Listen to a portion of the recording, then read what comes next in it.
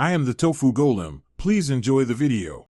In this video, I will explain how to make Soupy Yippee Maggi. First, let's gather our simple ingredients. You'll need 1 packet of Maggi noodles, about 1½ cups of water, and any vegetables you love like peas or carrots. Don't forget a tiny bit of oil, a pinch of salt, and the Maggi taste maker. Having everything ready makes the cooking process smooth and enjoyable. Now let's get cooking. Heat 1 teaspoon of oil in a pan over medium heat. Once warm, add your chopped vegetables.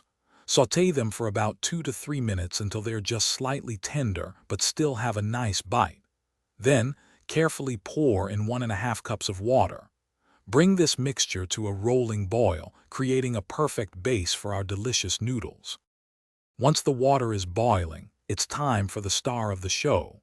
Break your Maggi noodle cake into 2 or 3 pieces and add them to the pan. Immediately stir in the Maggi taste maker sachet, which brings all that signature flavor. You can also add a small pinch of salt if you like.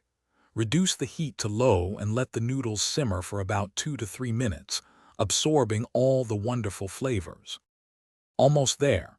Gently stir the noodles to ensure they are fully cooked and have absorbed enough liquid, creating that lovely soupy consistency. You're looking for a rich, flavorful broth with perfectly tender noodles that aren't too soft. Once it reaches your desired texture, your delicious Soupy Yippee Maggi is ready. Serve it immediately in a warm bowl and savor every comforting spoonful. Enjoy! Thanks for watching. Consider subscribing if we helped you today.